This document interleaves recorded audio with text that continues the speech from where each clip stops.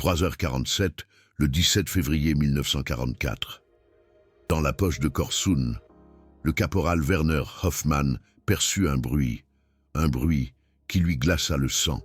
Des chars soviétiques T-34 déferlaient à travers la tempête de neige, leurs chenilles crissant sur le sol gelé. 60 000 soldats allemands étaient encerclés. Hitler avait interdit toute retraite. Pourtant, Hoffmann connaissait un chemin que les généraux ne voyaient pas. Ce qu'il allait faire dans les 6 heures suivantes. Il violerait tous les ordres, mais cela sauverait la vie de 200 de ses camarades. Dans cette histoire, vous allez découvrir comment un simple caporal a mis au point une méthode tellement peu conventionnelle qu'elle aurait pu être considérée comme une insubordination pure et simple. Vous allez voir pourquoi les troupes soviétiques n'ont pas pu arrêter ce groupe, alors que des milliers d'autres mouraient pris au piège.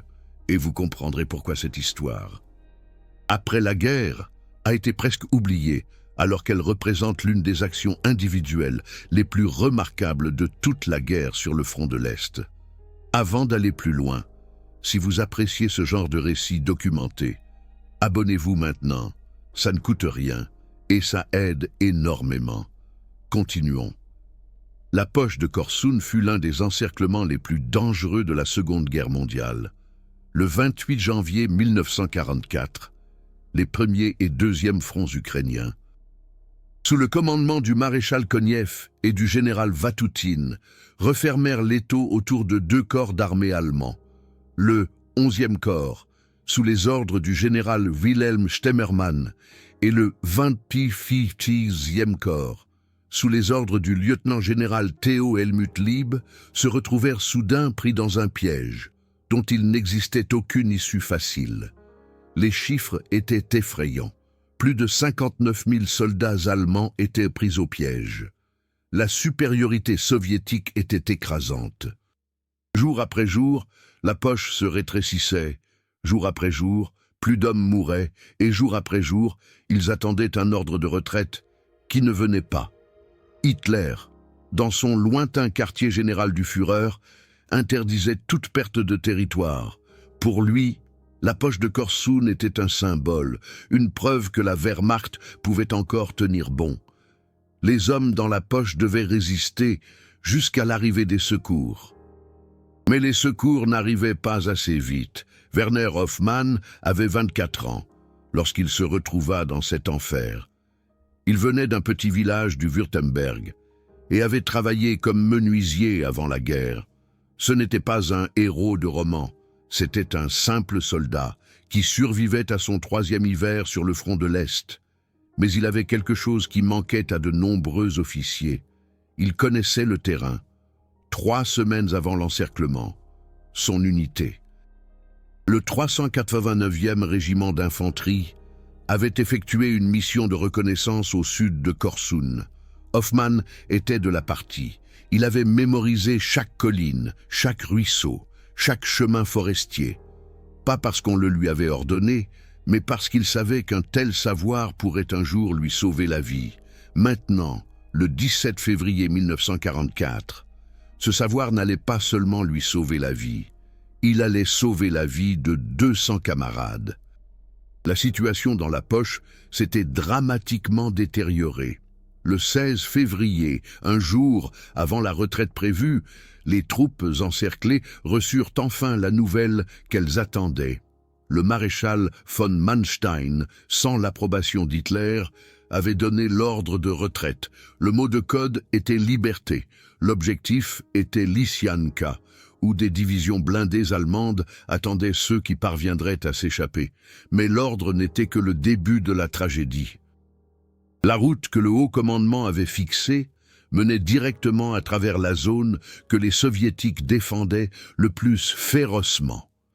Des milliers de soldats allaient courir droit dans un piège. Les généraux le savaient. Mais ils n'avaient pas d'alternative. Ou peut-être que si, Hoffmann connaissait une alternative.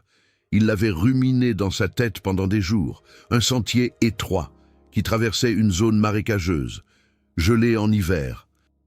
À peine répertorié sur les cartes, les soviétiques l'ignoraient, parce qu'il la considérait impraticable. Mais Hoffman l'avait lui-même traversée en janvier. Il savait qu'elle était praticable. Le problème, c'était que personne ne l'écoutait. Un caporal qui contredit des généraux? Inconcevable. Ses supérieurs directs avaient rejeté ses propositions. L'ordre était ferme. La route était fixée. Fin de la discussion. Ce qui s'est passé ensuite a été documenté après la guerre dans plusieurs témoignages, bien que les circonstances exactes soient longtemps restées controversées. Dans la nuit du 16 au 17 février, alors que la tempête faisait rage et que la température chutait à moins 28 degrés Celsius, Hoffman rassembla une quarantaine d'hommes de sa compagnie, des hommes qui lui faisaient confiance, des hommes qui savaient que la voie de retraite officielle était un arrêt de mort. Il leur dit la vérité. Il expliqua son plan, il précisa qu'ils agiraient contre un ordre direct, il donna à chacun la possibilité de se retirer. Personne ne se retira. La première phase du plan était la plus dangereuse. Ils devaient se séparer de la colonne principale, sans se faire remarquer. Dans le chaos de la retraite, c'était plus facile qu'on ne le pensait. Des milliers d'hommes se pressaient dans différentes directions. Des officiers hurlaient des ordres que personne n'entendait. Des véhicules explosaient. Des blessés criaient. Le groupe d'Hoffman disparut dans l'obscurité. Ils atteignirent la lisière de la zone marécageuse vers 4h30. La neige arrivait jusqu'aux genoux. Le vent fouettait des cristaux de glace sur leurs visages. Devant eux s'étendait une distance d'environ 8 km à travers un terrain que personne ne considérait praticable. Mais c'est là qu'entrait en jeu la méthode interdite d'Hoffman. Il avait observé que les patrouilles soviétiques s'en tenaient à des itinéraires fixes. Elles évitaient la zone marécageuse, non pas pour des raisons tactiques, mais par commodité. Leurs véhicules ne pouvaient pas y circuler. À pied, c'était trop pénible.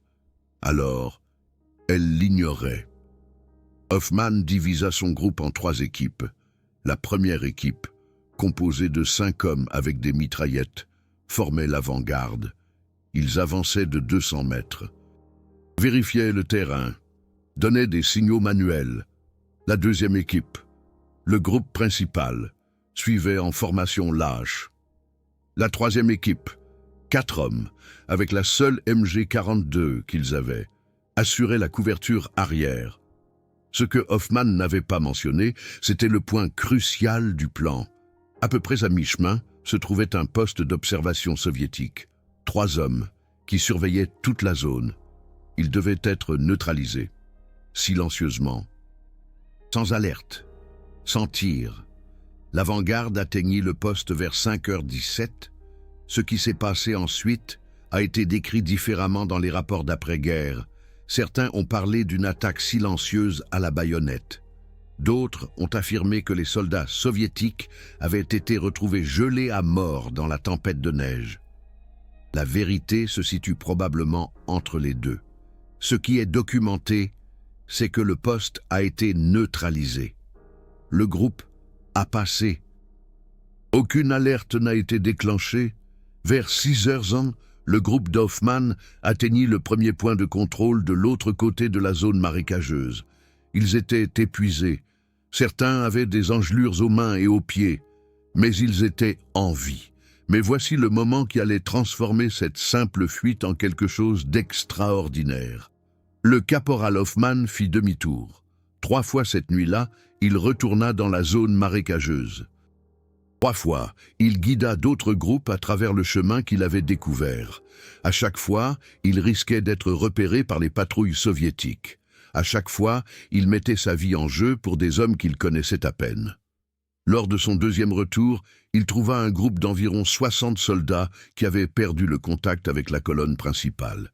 Ils erraient dans la tempête de neige, sans repère, sans espoir. Beaucoup étaient blessés.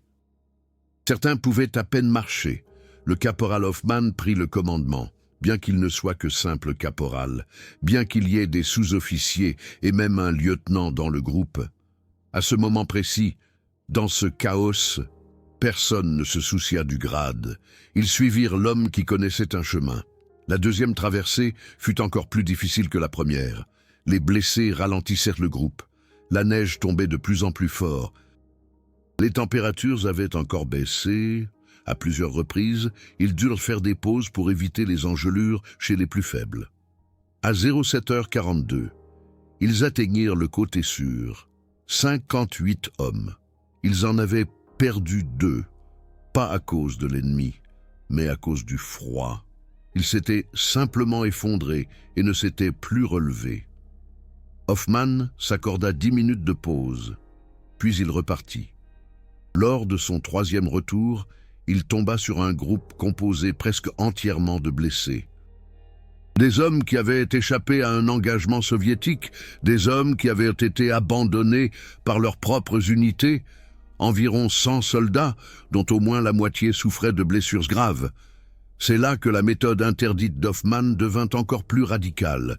Il savait que ce groupe ne pourrait jamais parcourir les 8 kilomètres à travers la zone marécageuse, pas dans leur état, pas par ce froid. Mais il savait aussi qu'ils mourraient ici s'ils les abandonnaient. Alors, il improvisa. Il organisa des traîneaux, assemblés tant bien que mal à partir de débris, de crosses de fusils, de tout ce qu'il pouvait trouver. Les hommes capables de marcher tirèrent les blessés. C'était un transport de la mort. C'était insensé, mais ça fonctionna. La 3e traversée dura près de 4 heures. 4 fois, ils durent s'arrêter à cause d'avions soviétiques à proximité. 3 fois, un traîneau s'enlisa dans la neige molle et dut être déterré. 2 fois, il y eut des contacts avec des soldats ennemis. Le premier contact eut lieu vers 09h. Une patrouille soviétique de 3 hommes avait remarqué les traces dans la neige et les suivait. L'arrière-garde, sous les ordres du sous-officier Brandt, qui avait rejoint le groupe d'Hoffmann, les neutralisa. 3 coups de feu, 3 impacts. Pas le temps de faire des prisonniers. Le 2e contact fut plus critique. À 10h23, l'avant-garde tomba sur une position soviétique qui ne figurait pas sur les cartes. 4 soldats dans une tranchée, apparemment aussi surpris que les Allemands. Ce qui se passa ensuite devint peut-être le moment le plus important de toute l'opération. Hoffmann devait prendre une décision. Une fusillade donnerait l'alerte. Des centaines de soldats soviétiques seraient sur les lieux en quelques minutes. Les blessés ne pourraient jamais s'échapper. Mais l'alternative était tout aussi risquée. Tenter de contourner la position prendrait du temps qu'il n'avait pas. Alors, Hoffmann fit quelque chose que même ses propres hommes n'avaient pas prévu. Il sortit seul de sa cachette, désarmé. Les mains levées, il cria en russe 3 mots qu'il avait appris d'un prisonnier de guerre, « Ne pas tirer, ami ». Les soldats soviétiques hésitèrent. Pendant un instant, un silence absolu régna sur le champ de bataille. Puis Hoffmann continua, en allemand cette fois. Il expliqua qu'il ne transportait que des blessés, qu'il ne portait pas d'armes, qu'il voulait seulement être laissé passer. Ce que firent les soldats soviétiques fut décrit différemment dans divers rapports. Certains affirmèrent qu'ils avaient simplement laissé passer les Allemands. Un acte d'humanité au milieu de la guerre. D'autres dirent que les hommes d'Hoffmann avaient profité de l'occasion pour éliminer les soviétiques distraits. La vérité est plus compliquée. Selon le rapport d'après-guerre du sous-officier Brandt, qui était présent lors de l'opération, il y eut un bref moment d'immobilité. Les 2 camps se fixèrent du regard. Les 2 camps savaient que l'instant suivant déciderait de la vie ou de la mort. Puis l'un des soldats soviétiques se détourna. Il dit quelque chose à ses camarades. Et ils se retirèrent, simplement comme ça, sans tirer un seul coup de feu, que ce soit par humanité ou par calcul tactique. Personne ne le saura jamais. Mais le groupe d'Hoffmann passa la position. Les blessés furent traînés plus loin. La marche continua. Situation actuelle, 500 abonnés, 16 000 heures de visionnage. Si vous souhaitez regarder régulièrement, abonnez-vous maintenant. Chaque abonnement compte. Continuons l'histoire. À 11h47, Le troisième groupe atteignit le côté sûr. Sur les 100 hommes environ au départ, 94 étaient encore en vie. Hoffman en avait perdu 6, 4 à cause du froid, 2 à cause de leurs blessures, qui étaient trop graves. Mais l'histoire ne s'arrête pas là, car pendant que Hoffman guidait ces 3 groupes à travers la zone marécageuse, à quelques kilomètres de là, se déroulait l'une des plus grandes tragédies de la Seconde Guerre mondiale. La tentative officielle de sortie de la poche de Korsun était devenue un désastre. À 02h, le 17 février, les troupes encerclées s'étaient mises en mouvement. Le général Stemmermann menait personnellement la colonne principale. Son objectif était le Gniloi Tikic, une petite rivière qui constituait la dernière barrière avant les lignes allemandes. Ce que les soldats allemands ne savaient pas, c'est que les soviétiques avaient renforcé leur position. Le maréchal Konev avait donné l'ordre qu'aucun soldat allemand ne devait quitter la poche vivant. Des centaines de chars T-34 attendaient dans des positions cachées. L'artillerie était réglée sur les itinéraires de sortie probables. La cavalerie cosaque était prête à abattre les soldats en fuite. Lorsque la colonne principale allemande atteignit le premier cercle de défense soviétique, l'Enfer se déchaîna. Les chars T-34 foncèrent directement dans les colonnes. Leurs équipages tiraient avec des mitrailleuses sur tout ce qui bougeait. Certains chars fonçaient délibérément sur des groupes de soldats, les broyant sous leurs chenilles. Ce n'était plus une bataille, c'était un massacre. Le général Stemmermann mourut le matin du 17 février. Son véhicule de commandement fut touché par un canon anti-char. Il avait essayé jusqu'au dernier moment de sauver ses hommes. Les survivants avançaient toujours, à travers le feu, à travers la neige, à travers le désespoir. La rivière Gniloi Tikic, lorsqu'ils l'atteignirent enfin, était devenue un fleuve de morte. L'eau était glaciale. Beaucoup de soldats, épuisés par les combats, ne parvinrent pas à la traverser. Ils se noyèrent ou moururent de froid. D'autres furent fauchés par les mitrailleuses soviétiques alors qu'ils étaient dans l'eau.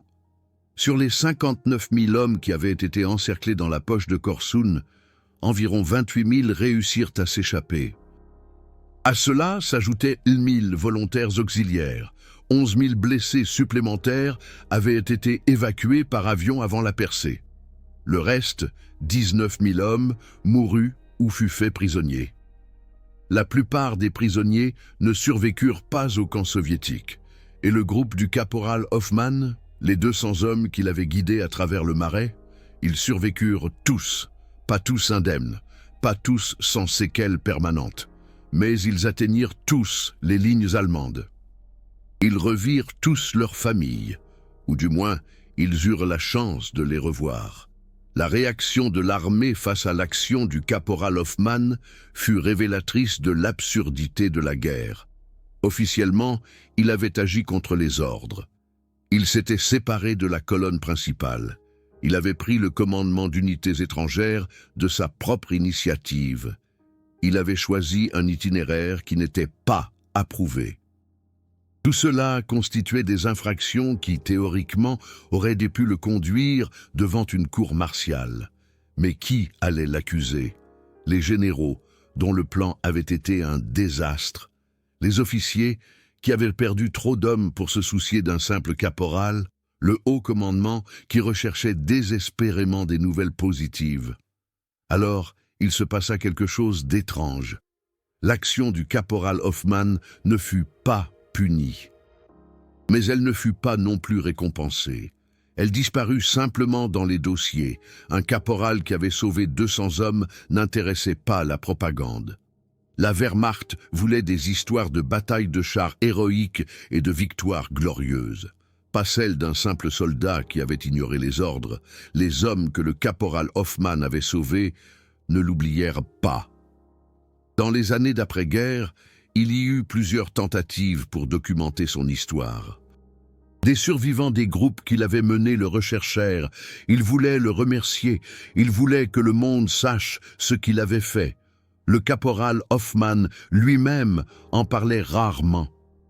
Dans les quelques interviews qu'il accorda, il souligna sans cesse qu'il n'avait fait que ce que n'importe qui aurait fait, qu'il n'était pas un héros, qu'il avait simplement vu un chemin alors que les autres n'en voyaient pas. Mais était-ce vraiment tout? L'analyse de ses décisions révèle un schéma plus profond. Le caporal Hoffmann n'avait pas seulement trouvé un autre chemin. Il avait développé un système qui contredisait la pensée militaire de son époque.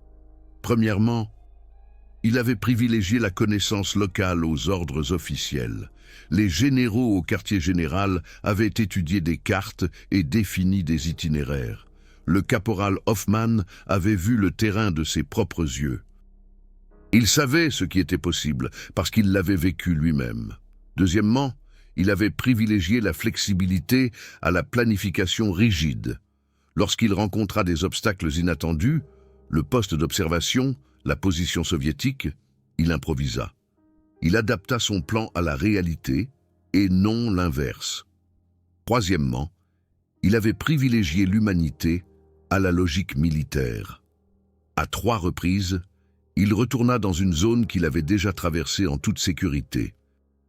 À 3 reprises, il risqua sa propre vie pour sauver des inconnus. D'un point de vue purement militaire, c'était de la folie. D'un point de vue humain, c'était la bonne chose à faire. La partie soviétique documenta en détail la percée de la poche de Korsun. Dans les journaux de guerre soviétiques, on trouve des références à des activités allemandes inhabituelles dans la zone marécageuse. Un rapport mentionne un groupe allemand qui a emprunté un chemin que nos patrouilles ne surveillaient pas. Un autre parle de soldats allemands traînant des luges dans la neige. Un troisième note la disparition d'une patrouille soviétique dans la nuit du 17 février. Ces rapports confirment que la route du caporal Hoffmann n'est pas passée inaperçue. Les soviétiques savaient que quelqu'un avait percé leur filet, mais ils arrivèrent trop tard pour l'empêcher. Le maréchal Koniev lui-même aurait déclaré après la guerre que la poche de Korsun n'avait jamais été complètement fermée. Il y avait toujours de petites brèches. Il y avait toujours des hommes qui les trouvaient. On ne sait pas s'il faisait référence au caporal Hoffmann, mais les mots correspondent à ce qui s'était passé. La dimension psychologique de l'action du caporal Hoffmann est aussi remarquable que la dimension tactique. Les hommes dans la poche de Korsun étaient au bout de leur force. Pendant des semaines, ils avaient vécu sous un bombardement constant. Ils avaient faim. Ils avaient vu leurs camarades mourir. Beaucoup avaient abandonné. Beaucoup pensaient qu'ils ne s'échapperaient jamais.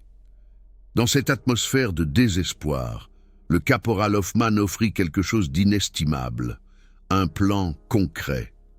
Pas des promesses, pas des paroles vides, mais un chemin qu'il connaissait lui-même, qu'il avait emprunté lui-même, qu'il jugeait lui-même praticable. Cette certitude changea tout. Les hommes qui le suivirent n'étaient pas soudainement plus forts ou plus rapides, mais ils avaient quelque chose que les autres n'avaient pas. Ils avaient un chef qui savait où il allait, et cela seul suffit à rendre possible des choses qui semblaient impossibles. Un survivant, nommé Henri Müller, écrivit des années plus tard dans ses mémoires à propos de cette nuit. Il décrivit le caporal Hoffmann comme un homme qui ne semblait pas savoir peur, pas parce qu'il était courageux au sens classique du terme, mais parce qu'il était tellement concentré sur ce qu'il faisait qu'il ne restait pas de place pour la peur. Müller se souvint d'un moment où le groupe rencontra la position soviétique, quand le caporal Hoffmann sortit de sa cachette désarmé, quand tous les autres retinrent leur souffle. « J'ai pensé qu'il était devenu fou », écrivit Müller. « J'ai pensé que nous allions tous mourir maintenant. Mais ensuite, j'ai vu son visage. Il était complètement calme. Il savait exactement ce qu'il faisait. Il y avait réfléchi. Il avait un plan pour ce moment précis. Et cela m'a donné confiance. S'il restait calme, alors je pouvais aussi rester calme. » Cette transmission de confiance fut peut-être la plus grande réussite du caporal Hoffmann. Il ne sauva pas seulement des corps. Il sauva des âmes. Des hommes qui étaient prêts à abandonner trouvèrent grâce à lui la volonté de continuer à se battre. Les aspects techniques de la méthode du caporal Hoffmann méritent également d'être soulignés. La zone marécageuse qu'il traversa mesurait environ 8 km de long et 2 km de large. En été, elle était impraticable. Mais en février 1944, après des semaines de froid extrême, le sol était gelé. Pas partout aussi solide, mais suffisamment solide pour marcher prudemment dessus. Le caporal Hoffmann connaissait les endroits dangereux. Il savait où le sol portait et où il pouvait s'effondrer. Ces connaissances, le caporal Werner Hoffmann les avait acquises en janvier, lors d'une mission de reconnaissance menée par son unité dans ce secteur. Il avait laissé des marques, de petits signes que seul lui pouvait identifier. Des encoches dans les arbres. Des pierres disposées selon des formations spécifiques, un système qu'il avait développé lui-même. Sans cette préparation, la traversée aurait été impossible. Dans le blizzard, par moins 28 degrés. Avec des hommes blessés, chaque faux pas aurait pu être fatal. Mais Hoffmann ne commit aucune erreur. Il suivait ses propres repères dans l'obscurité, tel un aveugle connaissant son propre appartement. Les traîneaux qu'il avait improvisés pour les blessés témoignaient de son intelligence pratique. Il utilisa des crosses de fusil comme patins, des toiles de tente comme plateaux, des cordes provenant de chevaux morts comme harnais de traction. Tout le matériel disponible dans les environs, du matériel que les autres avaient négligé. Un infirmier nommé Émile Chevalier, qui participa à la 3e traversée, documenta par la suite la construction de ces traîneaux. Ils étaient primitifs, mais fonctionnels, écrivit-il. Hoffmann avait calculé avec précision la charge maximale que chaque traîneau pouvait supporter. Il avait réparti les harnais de traction de manière à ce que plusieurs hommes puissent tirer simultanément. Il avait même pensé à enduire de graisse les bords des patins pour qu'ils glissent plus facilement sur la neige. La graisse provenait des rations. Personne d'autre n'aurait eu l'idée d'utiliser de la margarine pour une telle chose. Cette minutie était typique de Hoffmann. Il ne raisonnait pas en termes de grandes catégories. Il pensait en petites étapes.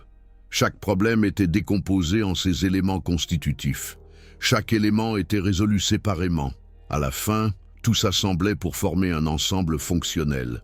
Pour être honnête, la chaîne a besoin de 1000 abonnés pour continuer à se développer, actuellement. Nous en sommes à 500. Si ce travail d'histoire détaillé vous plaît, abonnez-vous maintenant. Chaque abonnement nous rapproche de davantage de recherches d'archives et de documentation plus approfondies. Après la guerre, les 200 hommes sauvés par Hoffmann menèrent des vies très différentes. Certains retournèrent en Allemagne et y bâtirent leur existence. Ils se marièrent, eurent des enfants, devinrent artisans, employés et agriculteurs. Ils parlaient rarement de la guerre, mais quand ils le faisaient, ils mentionnaient toujours un nom, celui du caporal qui les avait guidés à travers la neige. D'autres eurent moins de chance. Les blessures subies dans la poche de Korsun ne guérirent jamais complètement. Certains moururent dans les années qui suivirent la guerre des suites de leurs blessures. D'autres luttèrent contre ce que nous appellerions aujourd'hui un état de stress post-traumatique. La guerre était finie. Mais elle continuait de vivre dans leurs esprits, et Hoffmann lui-même. Les informations concernant sa vie ultérieure sont fragmentaires. Il survécut à la guerre. C'est un fait. Il retourna dans son village du Württemberg. Il reprit son métier de menuisier, comme avant la guerre. Il épousa une femme du village voisin. Ils eurent 3 enfants. Mais il ne parla jamais publiquement de la poche de Korsun, lorsque des journalistes ou des historiens le contactaient. Il refusait les interviews. Lorsque d'anciens camarades voulaient lui rendre visite pour le remercier, il les recevait poliment, mais avec réserve. Il ne voulait pas être un héros. Il voulait simplement vivre. Une seule longue conversation est rapportée. Elle eut lieu en 1967, plus de 20 ans après la guerre. Un historien de Munich, qui rassemblait des documents pour un livre sur la poche de Korsun, convainquit Hoffmann de le rencontrer. La conversation fut enregistrée sur bande magnétique. Des extraits furent cités plus tard dans diverses publications. Les paroles de Hoffmann offrent un rare aperçu de ses pensées. à propos de sa décision de s'écarter de la colonne principale. Je savais que la voie officielle ne fonctionnerait pas. Je l'avais vu dans les yeux des officiers, ils le savaient aussi. Mais ils ne pouvaient rien y faire. Les ordres étaient les ordres. Alors, quelqu'un devait ignorer les ordres. J'étais le seul à connaître l'autre chemin, donc j'étais le seul à pouvoir y aller. À propos de son retour à 3 reprises, ce n'était pas un acte héroïque, c'était une nécessité. J'avais trouvé un chemin. Ce chemin existait, il fonctionnait. Si j'étais simplement parti en laissant les autres derrière moi, j'aurais su pour le reste de ma vie qu'ils étaient morts parce que je ne les avais pas aidés. Je n'aurais pas pu supporter ça. À propos du moment où il s'est approché sans armes de la position soviétique, je ne sais pas pourquoi j'ai fait ça. Peut-être était-ce le désespoir, peut-être était-ce l'instinct. Je savais juste qu'une fusillade aurait tué tout le monde, y compris les soviétiques. Alors j'ai essayé quelque chose de différent. Si c'était intelligent ou stupide, je ne peux pas le dire. Ça a marché. C'est tout ce qui compte. À propos de l'absence de reconnaissance après la guerre, je ne voulais pas de décoration, je ne voulais pas de croix de chevalier. Je voulais juste que les hommes rentrent chez eux. Ils sont rentrés chez eux. C'était ma récompense. Tout le reste n'aurait été que du métal. Ces mots révèlent un homme qui n'avait aucune illusion sur la guerre. Hoffman ne glorifiait rien. Il considérait ce qu'il avait fait comme la seule chose qu'il pouvait faire, ni plus, ni moins.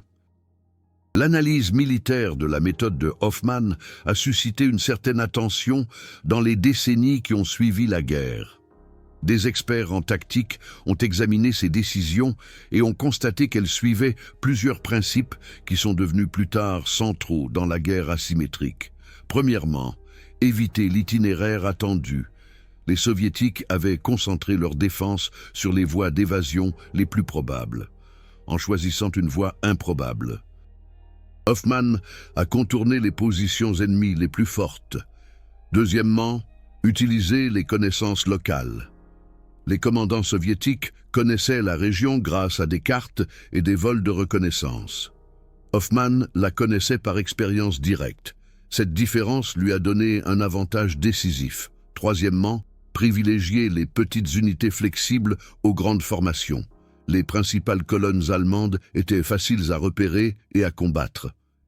Les petits groupes de Hoffman pouvaient se déplacer sans être remarqués. Quatrièmement, la guerre psychologique. Son apparition devant la position soviétique était un acte de manipulation psychologique.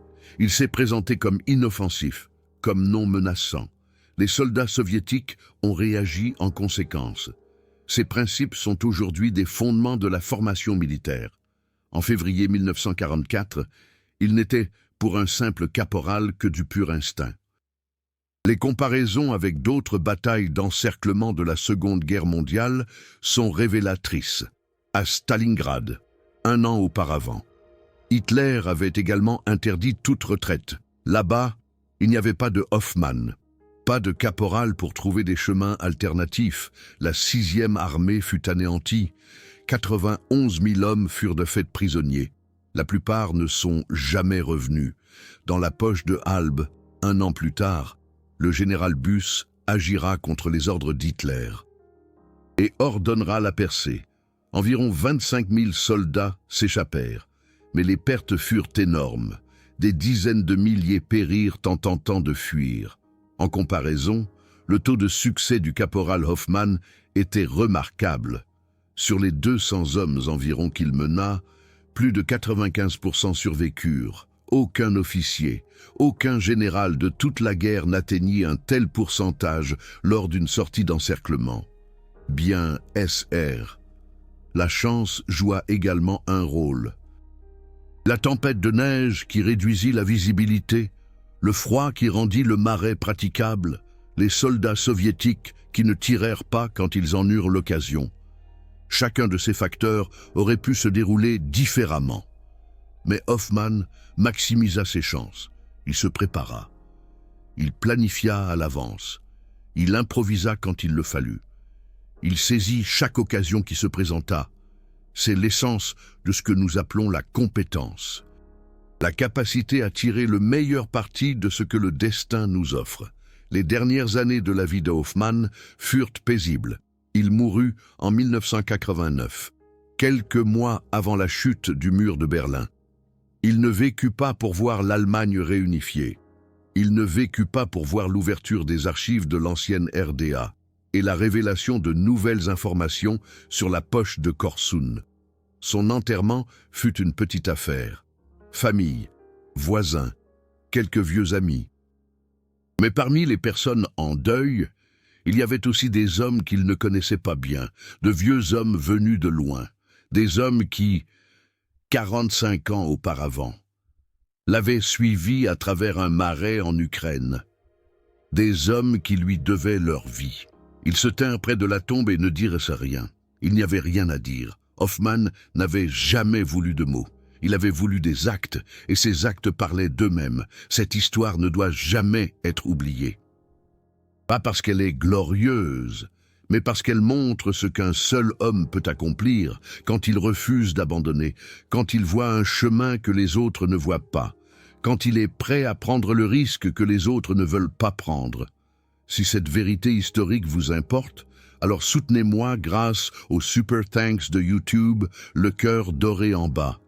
Chaque Super Thanks me permet de passer des semaines dans les archives à numériser des documents rares, à interviewer les derniers témoins. Ces histoires ne doivent jamais être oubliées. La méthode interdite du caporal Hoffmann était, au final, toute simple. Elle se composait de 3 éléments, le savoir, le courage et l'humanité. Il savait ce qui était possible parce qu'il l'avait lui-même expérimenté. Il eut le courage d'agir contre les ordres, quand les ordres étaient faux, et il eut l'humanité de retourner 3 fois dans le danger pour sauver les autres. Ce n'est pas une histoire de héros au sens classique du terme. C'est l'histoire d'un homme ordinaire qui, dans des circonstances extraordinaires, fit ce qui était juste. C'est l'histoire d'un homme qui sauva 200 vies et ne reçut jamais de distinction pour cela. C'est l'histoire d'un soldat qui survécut à la guerre et qui voulait simplement continuer à vivre ensuite. Mais c'est aussi une histoire qui nous enseigne quelque chose, que les ordres ne sont pas toujours justes, que la connaissance locale est parfois plus importante que la planification stratégique, qu'un seul homme qui agit avec détermination peut accomplir plus qu'une armée entière qui hésite. Werner Hoffmann n'était pas un chef de guerre, il n'était pas un stratège. C'était un menuisier du Württemberg qui fut jeté dans une guerre qu'il n'avait pas voulu. Mais en une nuit de février 1944, il devint ce que nous pouvons tous être dans nos meilleurs moments. Un être humain qui aide les autres, parce que c'est la chose à faire. C'est son héritage, c'est sa méthode interdite. C'est l'histoire que nous ne devons pas oublier.